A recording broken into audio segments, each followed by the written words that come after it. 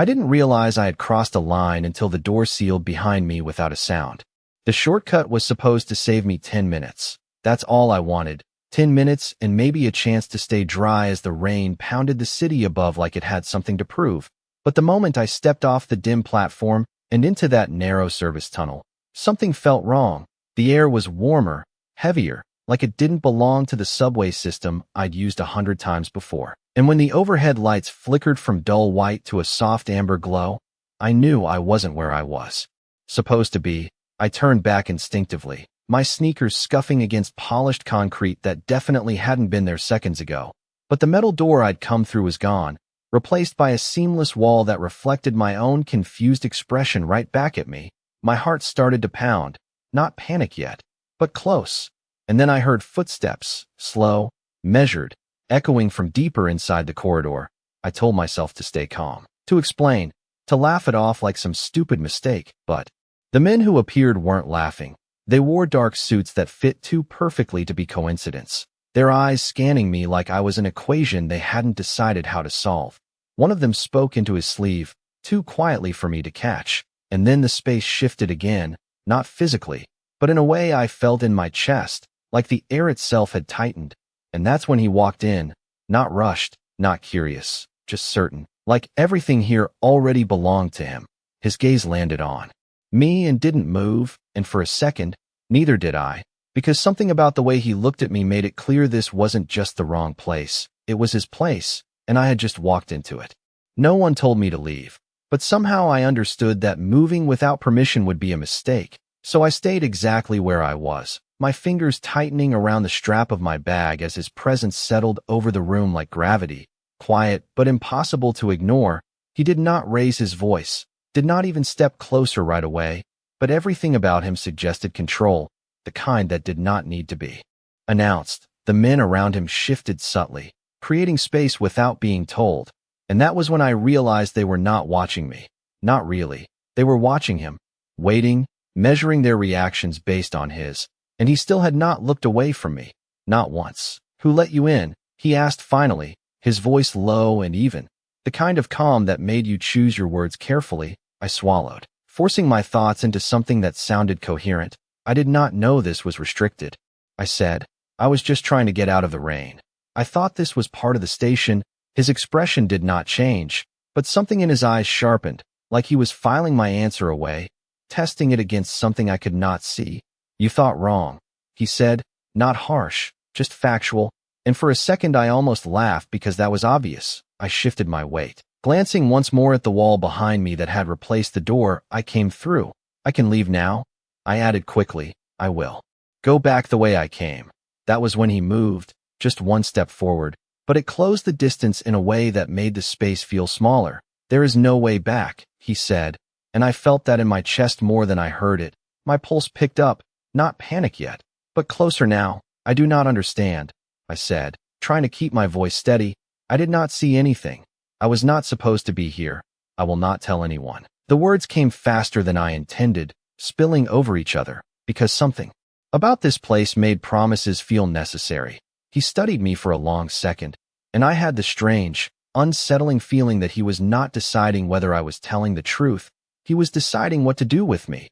"You are not leaving," he said finally, the sentence landing without force, but with absolute certainty, like it had already been decided long before I arrived. My breath caught. "You cannot just keep me here," I said, the protest automatic even as my voice dropped, because arguing loudly felt wrong in a space like this. He tilted his head slightly, not confused, more like amused in a quiet, controlled way.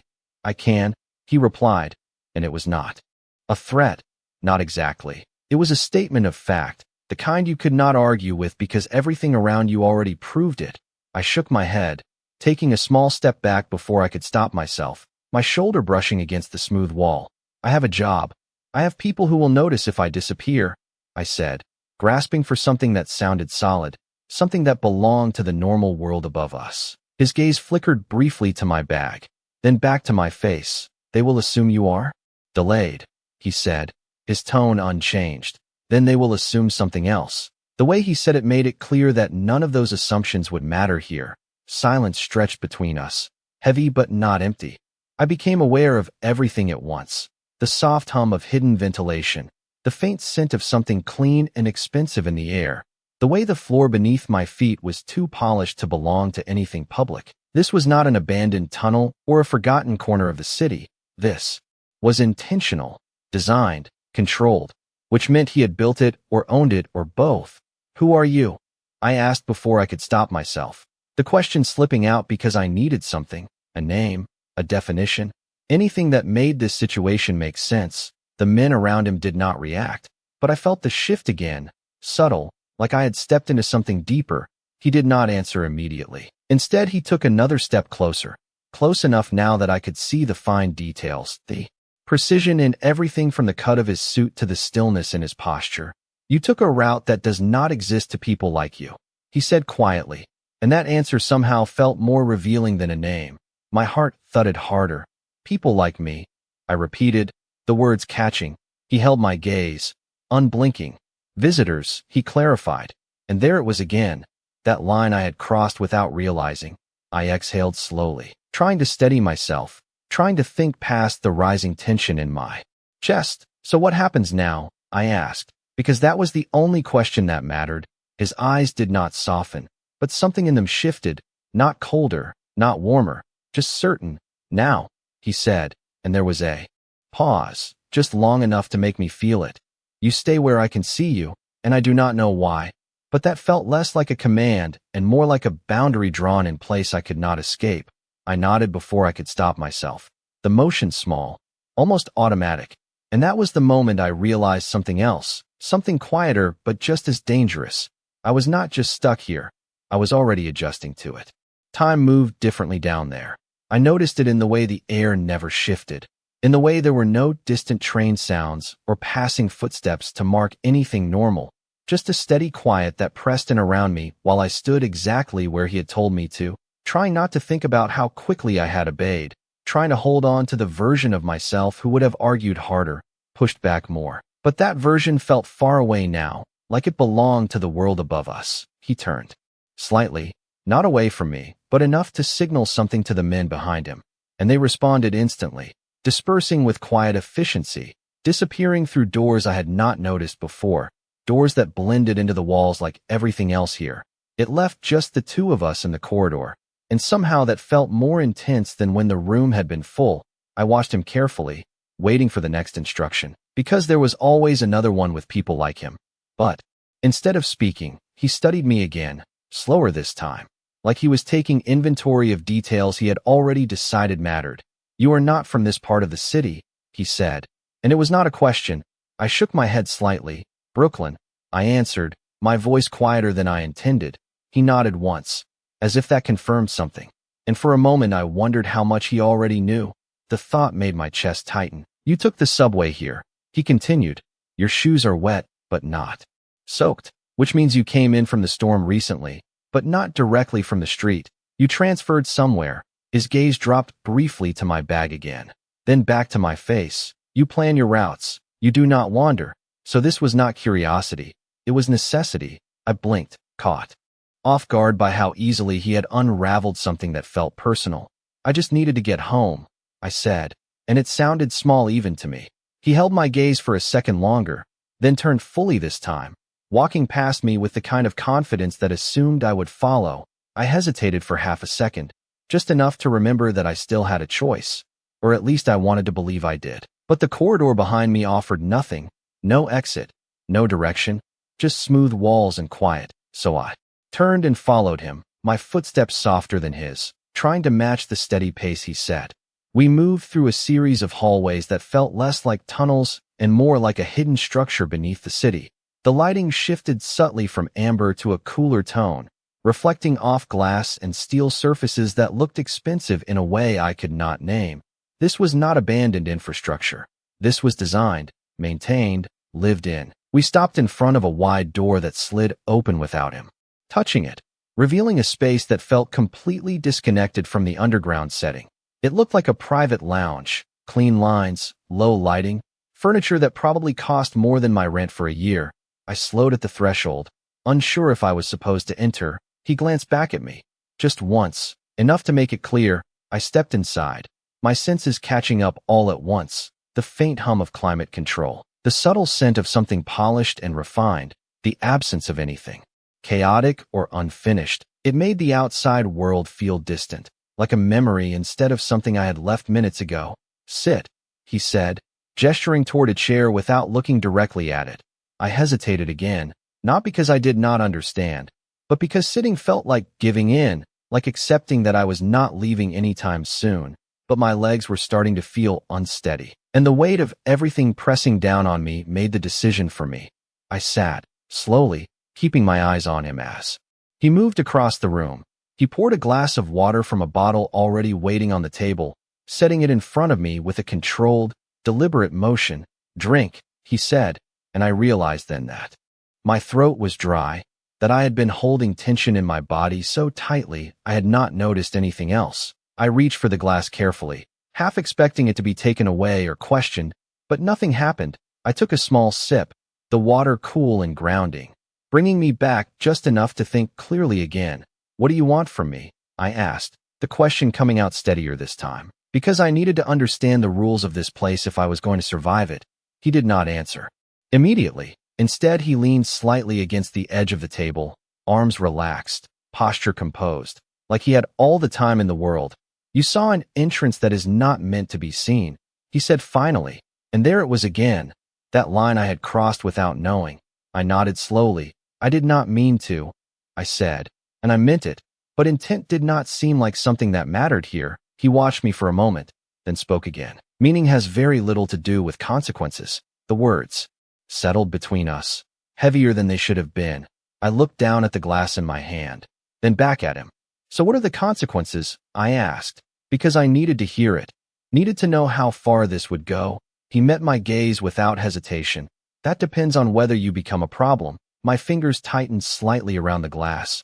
I am not a problem, I said quickly, the response instinctive, almost defensive. His expression did not change, but something in his eyes suggested he was not convinced. Not yet. We will see, he said quietly, and somehow that felt less like doubt and more like a decision that had not fully formed. Silence settled again, but this time it felt different, less suffocating, more like a pause before something shifted. I realized then that he had not asked for my name, had not introduced himself, had not offered anything that belonged to the normal rules of interaction. And yet I was sitting here, drinking water in a place that should not exist, following instructions from a man I knew nothing about. And the most unsettling part was not that I was afraid. It was that I was starting to understand him just enough to know that everything happening was intentional, including me being here. The silence stretched longer than I expected, but it was not empty. It felt measured, like he was letting it exist on purpose to see what I would do with it. And for the first time since I stepped into this place, I noticed something else, something quieter beneath the control and the structure. He was observing me just as much as I was trying to understand him. I set the glass down carefully, the soft sound against the table louder than it should have been, and I straightened slightly in the chair, trying to reclaim some piece of myself that still belonged to the world I came from.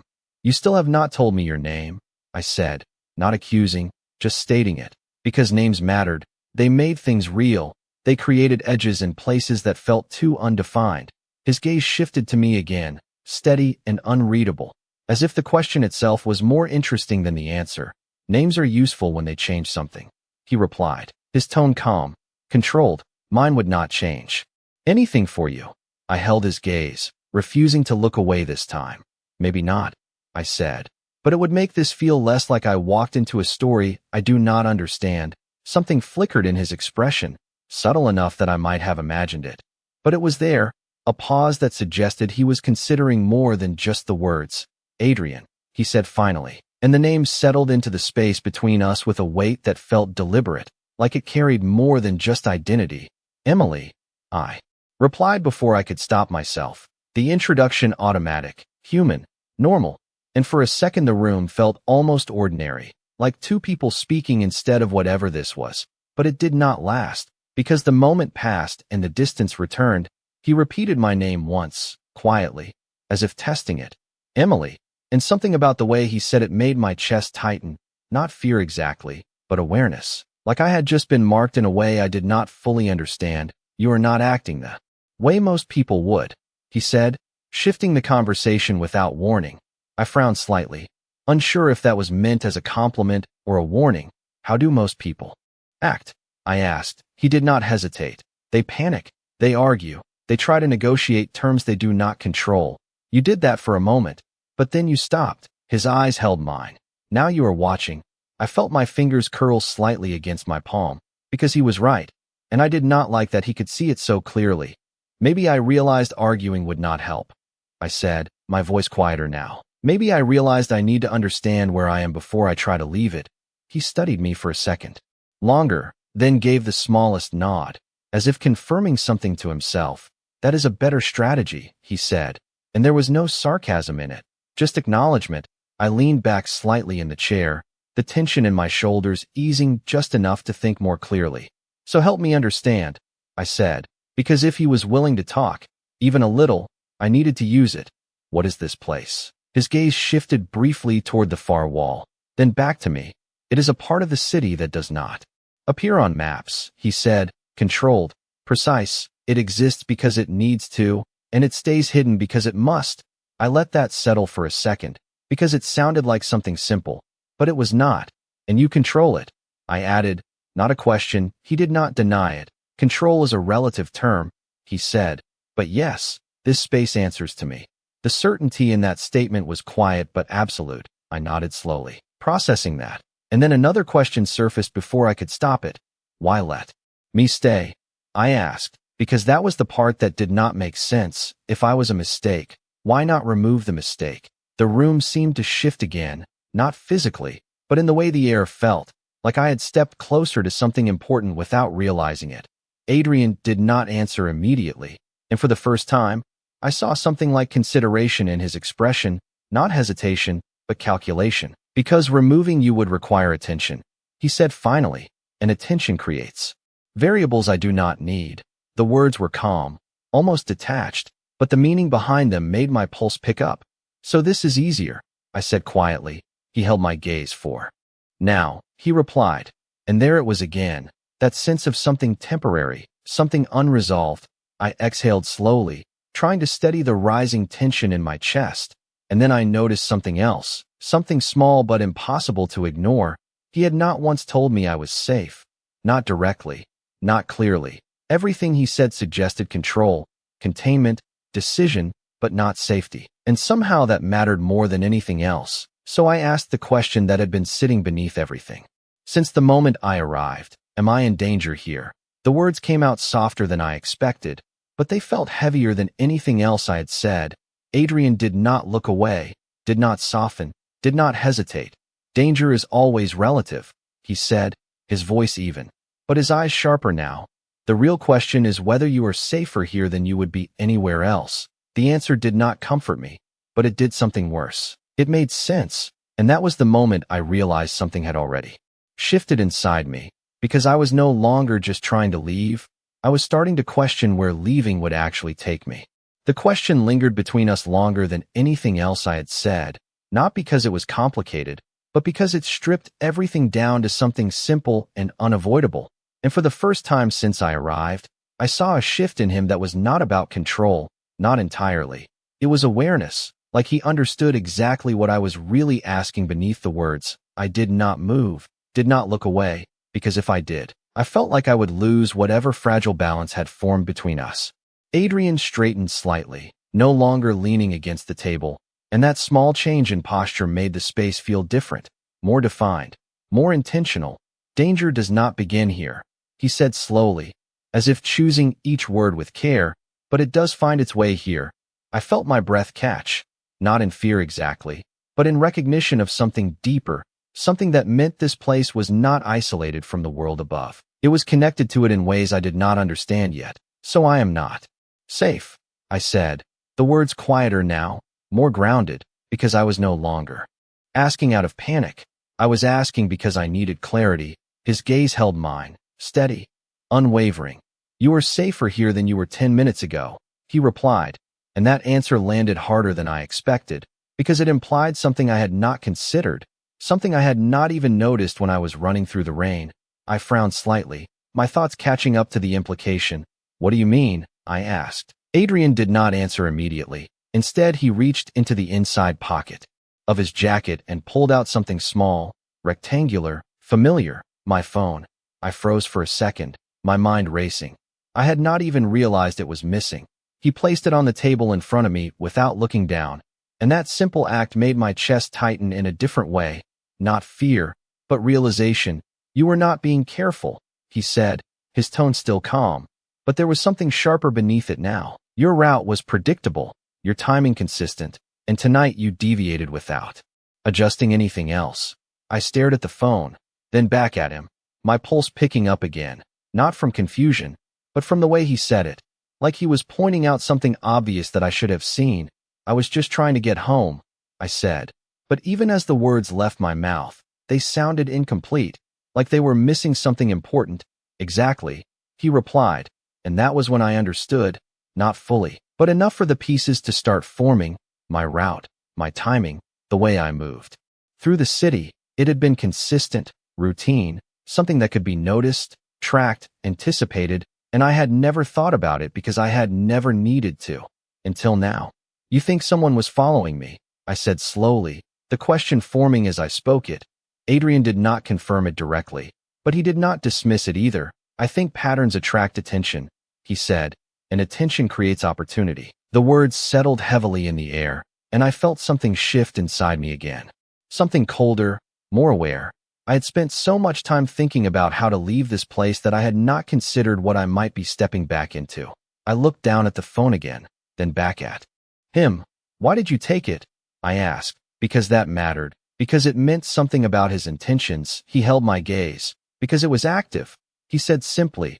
I blinked, not understanding at first. He continued. Location services, notifications, background processes, all of it creates signals. Signals that can be read, interpreted, followed.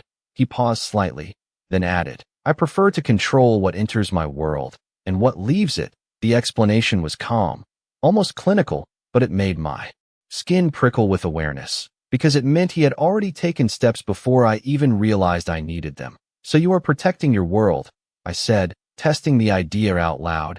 He did not disagree. Among other things, he replied, and there it was again, that layered meaning, that sense that nothing he said existed on just one level.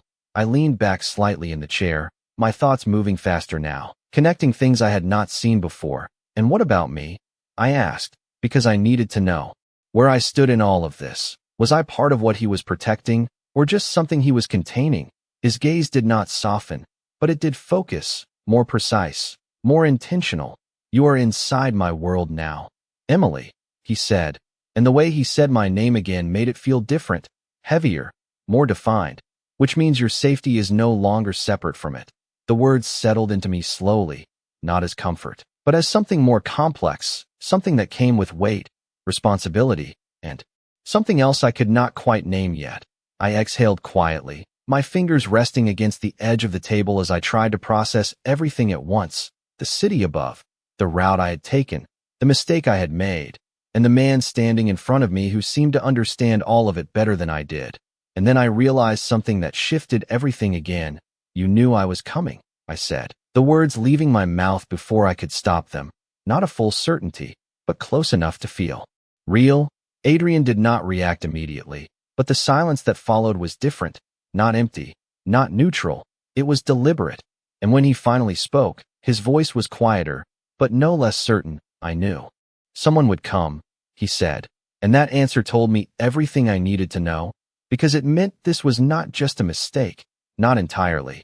It meant I had stepped into something that had been waiting, something that did not care who I was, only that I had crossed the line, and now that I had, there was no version of this where I simply walked away unchanged. The silence after his answer did not feel like an ending.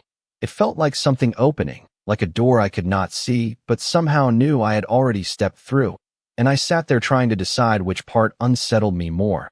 The idea that someone might have been watching me before tonight, or the fact that he had been expecting someone like me to arrive, not me specifically, but someone careless enough, predictable enough, human enough to make a mistake. I let out a slow breath, forcing my thoughts to settle into something I could work with, so I was not targeted, I said, more to myself than to him. Just possible. Adrian did not correct me, which somehow felt like confirmation. Possibility is often more dangerous than intention, he said, because it does not require planning. Only opportunity. I nodded slowly, absorbing that, my mind replaying my usual routine, the same train, the same stops, the same timing. It had always felt safe because it was familiar, but now it felt exposed, like something anyone paying attention could map out. I looked down at my phone again, still resting on the table, inert now, silent, and for the first time in years, I did not reach for it instinctively. I left it there, untouched. What happens if I leave? I asked, because I needed to hear it clearly, not implied, not layered, just the truth as he saw it. Adrian did not hesitate. You return to a pattern that has already been observed, he said, calm and precise. You continue moving through a system that is no longer neutral. The words settled heavily in my chest, because they stripped away the illusion I had been holding on to. The idea that leaving meant returning to normal. Normal was gone, whether I stayed or not. I leaned forward slightly, my hands resting on my knees, grounding myself in something physical, so staying here is safer, I said, not fully convinced, but no longer dismissing it either. He watched me for a moment, then gave a small nod. For now, he replied, and again that phrase carried weight. Temporary, conditional, dependent on something I did not yet understand. I exhaled slowly, then looked up at him again. And what happens when for now ends? I asked, because that mattered just as much as anything else. His gaze sharpened slightly, not in a threatening way, but in a way that suggested the question had reached deeper than the others. Then we reassess, he said, and something in his tone made it clear that reassess did not mean negotiate. It meant decide. I held his gaze for a second longer, then leaned back again, the tension in my body shifting into something more focused, less scattered. I was not panicking anymore. Not exactly. I was thinking, adapting, and that realization unsettled me in a different way, because it meant I was already changing, already adjusting to his world. Without fully realizing it, the room was quiet again, but this time it felt different, less like a trap, more like a controlled space where every variable had been accounted for, except me. I was the variable, the unknown factor that had not been planned for, and yet somehow, I was still here, still sitting across from him, still being given time to think. Why are you telling me all this? I asked suddenly, the question slipping out because it had been building beneath everything else. You could have said nothing. You could have just kept me here without explaining anything. Adrian did not answer right away, and for a moment I thought he might not answer at all.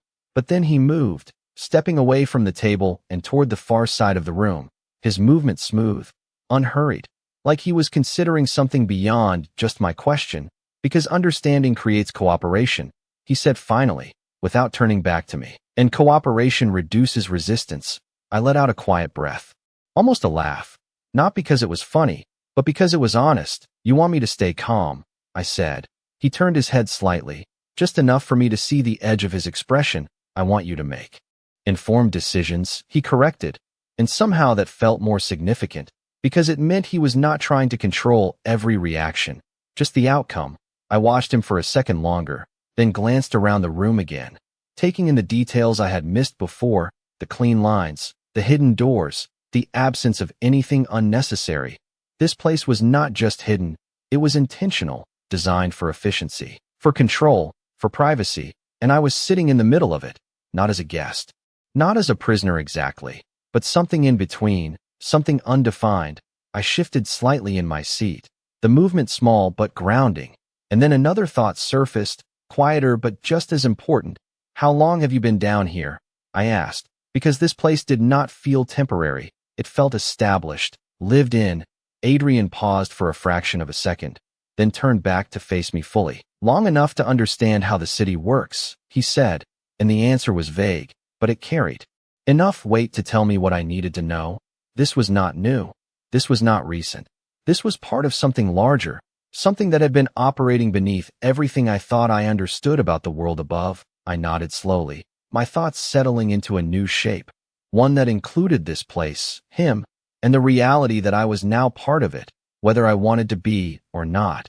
And as the silence returned once more, I realized something else, something that shifted everything again. I was no longer just reacting to what was happening. I was starting to anticipate it, to read him the way he had been reading me. And that was when I understood the real danger was not just being here. It was how quickly this place was starting to make sense.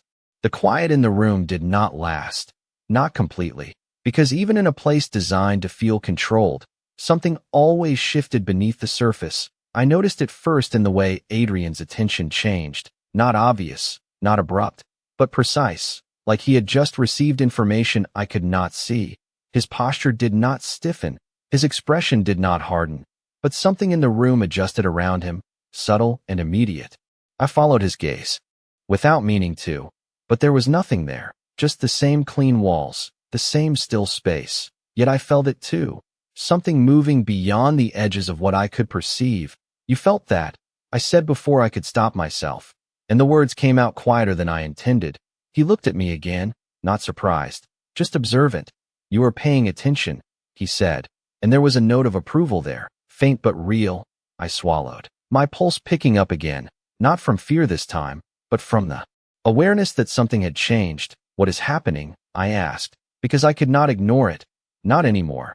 Adrian did not answer right away. Instead, he moved toward the door, his steps measured, controlled, like everything else he did. He paused near it, not opening it, just standing there for a moment as if listening to something deeper than sound. Then he turned slightly, his gaze finding mine again. The city does not stop just because you are inside this room, he said, and the way he said it made it clear that whatever was happening, it was not unexpected. I stood slowly, not because he told me to, but because sitting suddenly felt wrong, like I needed to be ready for something I could not define. Does this have to do with me? I asked, the question forming before I could filter it, because the timing felt too close, too connected to be coincidence. His eyes held mine for a second longer, and then he answered, everything that enters my world eventually becomes part of it. The words settled into me with a quiet weight, not direct, not specific, but enough to make my chest tighten. That was not a no. I took a step forward without realizing it, closing some of the distance between us. What does that mean? I asked, because I needed something clearer, something I could hold on to. Adrian studied me for a moment, then reached for something near the door. Not a handle, not anything visible, just a slight movement that triggered a response I could not see. The wall shifted, silently, revealing a narrow opening. And for the first time since I arrived, I saw beyond this controlled space. The corridor outside was different now, not empty, not still. Men moved through it with purpose, their voices low but urgent, not chaotic, not uncontrolled, but faster, sharper, like something had accelerated beyond its usual pace. I felt my breath catch as I took in the scene. This was the first time I had seen anything close to disruption in this place, and it was controlled in a way that made it even more unsettling. Not panic, not confusion, just response, precise and immediate. I looked back at Adrian, my voice lower now, more grounded. This is not normal, I said. He did not deny it. No, he replied, his tone unchanged, but his attention already shifting between me and the activity beyond the doorway. I hesitated for a second, then asked the question that had been building since the moment I saw the corridor. Is it connected to me? This time he did not answer right away, and the silence that followed felt heavier than before, not uncertain, but deliberate, like he was deciding how much to say. Finally, he spoke. Not everything begins with you, Emily, he said, but your presence changes the variables. My stomach tightened slightly, because that answer confirmed what I had been trying not to think about. I was not just a bystander here. I was part of the equation now, whether I understood it or not. I stepped closer to the doorway, just enough to see more clearly. The men moving through the corridor were not frantic, but there was urgency in the way they carried themselves. A shift in pace that suggested something had triggered this response, something external, something approaching, and for the first time, I felt the edges of real unease settle in, not sharp, not overwhelming, but present, like a warning I could not ignore. I turned back to Adrian, my voice steady despite the tension building in my chest. What are they preparing for? I asked, because whatever it was, it mattered. He met my gaze, and for the first time, there was no deflection, no layered meaning, just a direct answer, confirmation. He said simply, and that single word carried more weight than anything else he had told me so far. Confirmation of what? I pressed. Because I needed more than that. I needed context. He stepped closer to me again, closing the distance with the same quiet control he always had. And when he spoke, his voice was lower, more focused, like everything else had faded into the background. Whether the pattern you left behind leads back to you. The words landed slowly, each one settling into place, and I felt something shift inside me, something colder, clearer, because this was no longer abstract, no longer theoretical. This was real, immediate, connected to me in a way I could not ignore. I looked toward the corridor again, then back at him, my pulse steady but strong. And if it does, I asked quietly, because I needed to hear the answer, needed to know what came next. Adrian did not look away, did not hesitate. Then we make sure it ends here, he said, and the certainty in his voice did not feel like a threat. It felt like a decision that had already been made. And for the first time since I stepped into his world, I understood something clearly. I had not just taken the wrong route. I had stepped into a place that did not let things pass through unchanged, and whatever had been following the path I left behind, it was about to collide with something far more controlled than it expected. The word confirmation stayed with me longer than anything else, not because it was unclear, but because it was too clear. It meant something had already begun before I even understood I was part of it. I stood there just inside the threshold, the quiet movement in the corridor pulling my attention again. Except now I was not just observing it. I was trying to read it, the way Adrian did, the way everyone here seemed to. Patterns, timing, purpose. I took another small step closer to the doorway, not crossing it, just enough to feel the shift in the air, cooler out there, sharper somehow, like the difference between waiting and acting. How long until you know? I asked, keeping my voice steady, even though something inside me had started to tighten. Adrian did not look away from the corridor. Not yet. It depends on how closely they were paying attention, he said, and the answer did not help. Because it introduced a variable I could not control, I glanced back at the room behind me, at the chair I had been sitting in minutes ago, at the glass of water still untouched on the table. Everything inside felt still, contained. But out here, something was shifting, something was moving toward a conclusion I had not chosen. I turned back to him. What happens if they find it? I asked, because that was the part that mattered now. Not the past, not the mistake, but what came next. Adrian's gaze finally shifted to me, and there was something different in it this time. Not softer, but more direct. Then we decide whether to let them come closer or stop them before they understand what they have found. The words were calm, measured, but they carried weight. Not threat, not fear, just certainty, like both outcomes were already accounted for. I swallowed, trying to steady the rising awareness in my chest. And me? I asked quietly, because I needed to know where I fit in that decision. He held my gaze for a second longer, then answered, "You stay where I can see you." The same instruction as before, but this time it felt different. Less like control, more like positioning, like I had a place in whatever was unfolding whether I liked it or not. I nodded slightly, not because I agreed, but because I understood, and that felt like the only thing I could hold on to right now. A man passed by the corridor, his pace quick but not rushed, his voice low as he spoke into something near his wrist. Adrian listened without turning, then gave the smallest nod, a signal, and the man moved on without hesitation. The coordination was precise, almost invisible unless you were looking for it. And I realized then that this was not just a hidden place. It was an organized one, structured, layered, responsive. Whatever was coming, they had prepared for it long before tonight. I looked back at Adrian, my voice quieter now, more focused. "You built all of this to stay hidden," I said. "And now something is testing that." He did not deny it. "Something is always testing it," he replied. "But most do not get this far." The implication settled heavily in my chest. Most did not get this close. But something had, something connected to me whether I wanted it to be or not. I let out a slow breath, trying to keep my thoughts clear. Then why not send me back a different way? I asked, because the question had been sitting there since the moment he told me leaving was not simple. If I am the variable, remove the variable. His gaze sharpened slightly, not in irritation, but in focus. Removing a variable does not eliminate the equation, he said. It changes it, sometimes in ways you cannot predict. I frowned slightly, absorbing that. So keeping me here is what? Control, I asked, testing the word. He shook his head once. Not quite. Containment. The distinction was subtle, but it mattered. Control meant ownership. Containment meant management, limitation, and I was not sure which one was worse. I glanced toward the corridor again. The movement still steady, still purposeful, but now I could feel the tension beneath it. Not chaotic, but present, like a current running under everything. And then I realized something else, something quieter, but just as important. No one here was panicking. No one was reacting emotionally. They were responding, calculating, adjusting, just like him. I looked back at Adrian, my voice steady despite the weight of everything pressing in. And if they are closer than you expect? I asked, because I needed to know how far this could go. His eyes held mine, unwavering. Then they will learn very quickly that they chose the wrong direction, he said, and there was no hesitation in it, no doubt. Just a quiet certainty that made my chest tighten for a completely different reason.